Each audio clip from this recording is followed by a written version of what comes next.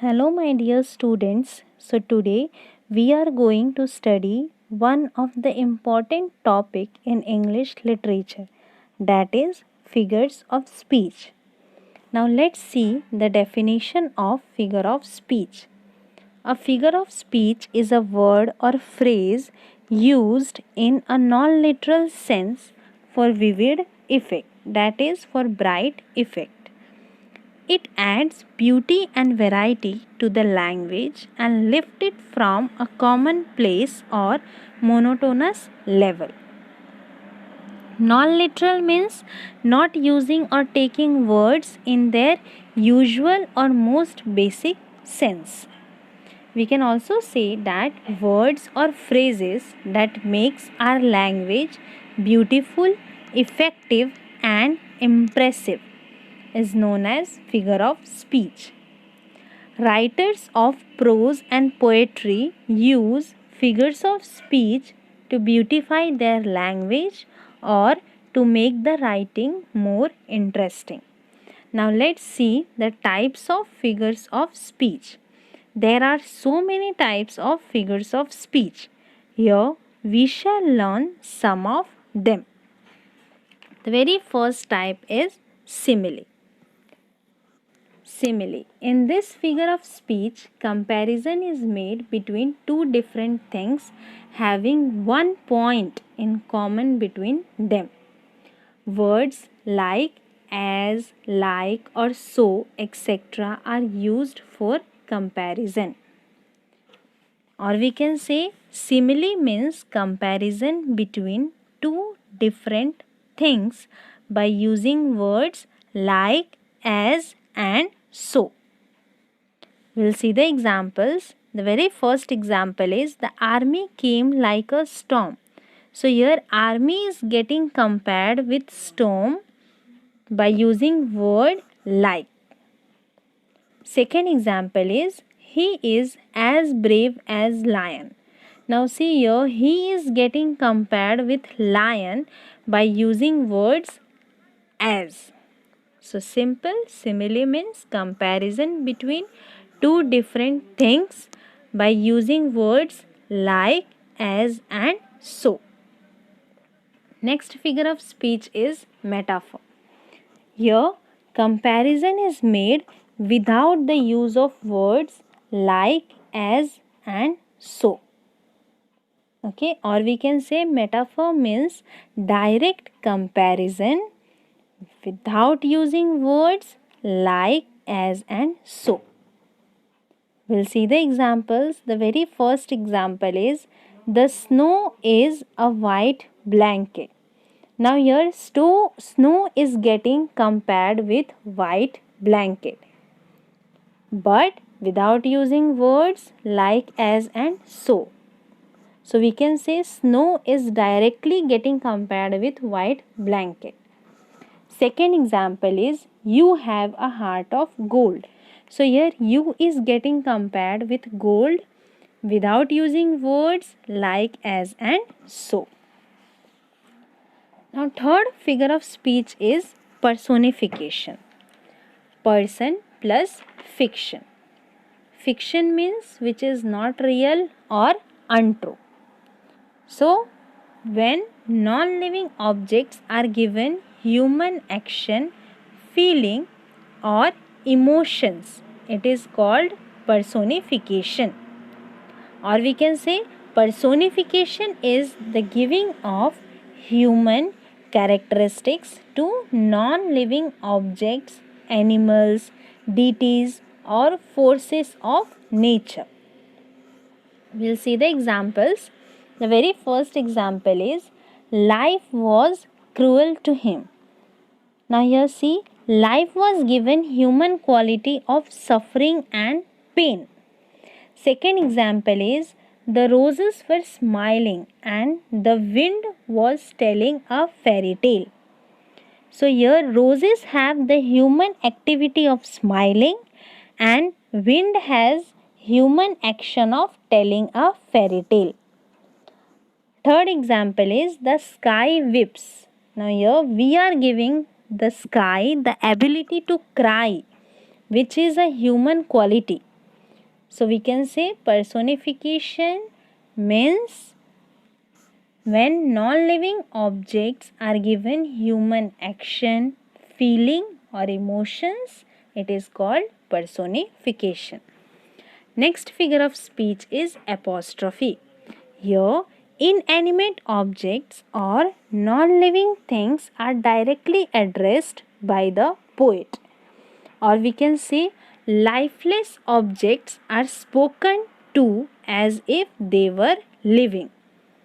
In this figure of speech, exclamation sign is also seen in the sentence. Now we'll see the examples. The very first example is, "O death, have you no pity?" Now here they are calling death as if it is living or as if it is alive. Okay. Now second example is, "Oh God, please help me." Now here speaker is calling God in such a way that he or she has seen God. So we can say that apostrophe in this figure of speech, dead person or lifeless thing or idea or quality is directly addressed as if it is alive or present. Now next figure of speech is hyperbole. Hyperbole. In this figure of speech, the poet exaggerates or makes an overstatement to emphasize a point. Exaggerates means it means the describing of something and making it more than it really is. So, we can say that hyperbole is an overstatement or exaggeration. We'll see the examples. She filled the ocean with her tears. Now, no one can cry enough to fill the entire ocean. So, here the writer exaggerates just to emphasize a point. Second example is, the tea is icy cold. So, how can a tea be icy cold? So, here also the writer exaggerates just to emphasize a point. Okay, so hyperbole means in this figure of speech, the poet exaggerates or makes an overstatement to emphasize a point. Next figure of speech is euphemism. Here, the poet refers to harsh facts in a mild way. Or we can say when a sentence expresses an unpleasant event, idea, etc. in less unpleasant manner, then it is euphemism. Okay?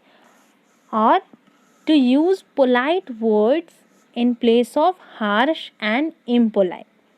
Now we'll see the examples. The very first example is, he passed away too early. Okay, now here the person wants to say that he died too early, but he is saying in little polite way or mild way. Next example is, after my departure, I shall always be remembered. So in this example also, the speaker wants to say that after my death, I shall always be remembered. But the speaker is saying in less unpleasant manner, that is after my departure. Okay. Now, next figure of speech is repetition. When a particular words are repeated in the same sentence for greater poetic effect, it is called repetition. Okay. So, we'll see the examples. Rain, rain, go away, go away. Now, see here, in a single sentence, rain, rain is repeating twice. Go away is repeating twice. So, we can say when a particular words are repeated in the same sentence, okay, is known as repetition. See the second example. I hope to see my pilot face to face. Now here face and face are repeated twice in a single sentence. So repetition means repetition of same words in a sentence for greater poetic effect. Next figure of speech is alliteration. This is the repetition of consonant sounds, letters at the beginning of two or more words in a line of poetry. Or we can say when a consonant sounds, letters are repeated at very beginning in a sentence for musical effect is called alliteration. We'll see the examples. The very first example is she sells sea shells on the sea shore. Now here s sound is prominent. Okay. So or we can say s sound is repeated or is used at the very beginning of the sentence. Next example is the bright bird flew. Now here b sound is prominent. Okay, and it is used at the very beginning of sentence. So it is known as alliteration. Alliteration means repetition of consonant sounds letters at the beginning of two or more words in a line of poetry. Now, next figure of speech is interrogation. Interrogation. In this figure of speech, a question is asked by the poet which does not necessarily need an answer. It is asked just to put a point more effectively. Or we can say when questions are asked without expecting any answer, it is called interrogation. Okay, we'll see the examples. The very first example is when will it rain? I do not know. Now your speaker is not expecting any answer. See the next example. Can 2 and 2 ever make 5? So here in this example also speaker, okay, is not asking a question for the sake of getting answer. So interrogation means when a mere question is asked not for an answer but to put a point more effectively. It is the use of interrogation. Now, next figure of speech is exclamation.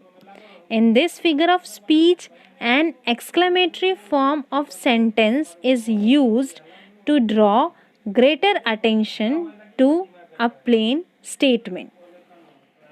Okay, or we can say strong feelings are conveyed by the exclamation mark. Strong feelings means strong emotions such as surprise, pleasure, or anger. So, this figure of speech means a statement that conveys strong emotion or excitement, placing an exclamation sign at the end of a sentence.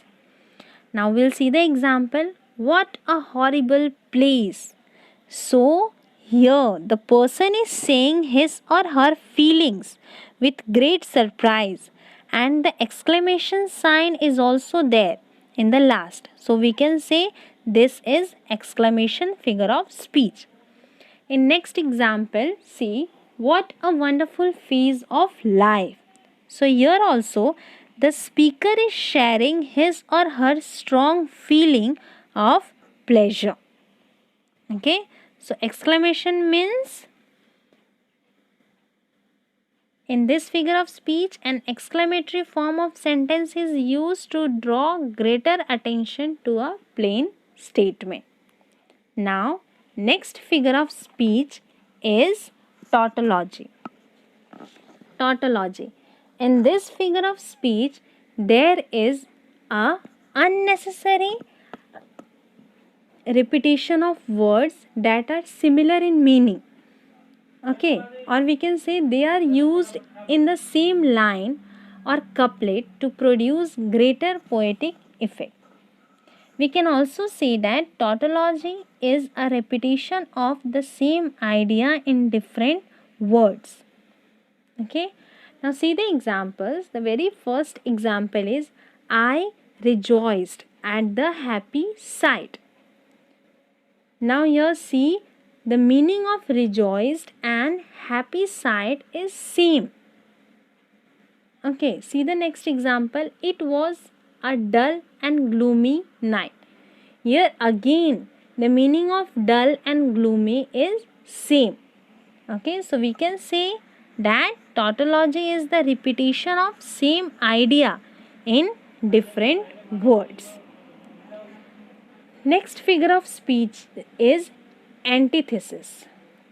So in this figure of speech, opposite words or contrasting statements are used for greater effect. Or we can say two opposite thoughts or ideas are found in a sentence. Two opposite thoughts or ideas. We'll see the examples. The very first example is life is full of hope and despair. Now see here, two opposite words, okay, is used in a same sentence, hope and despair. See the next example. Give every man thy ear, but few thy voice. Again, two opposite thoughts are used in a single sentence. Okay, give every man thy ear, but few thy voice. Okay, so we can say that antithesis, which literally means opposite, is a rhetorical device in which two opposite ideas are put together in a sentence to achieve a contrast. Okay, now that's all in this video. We will study the rest of figures of speech in part 2 of the video. Okay, thank you.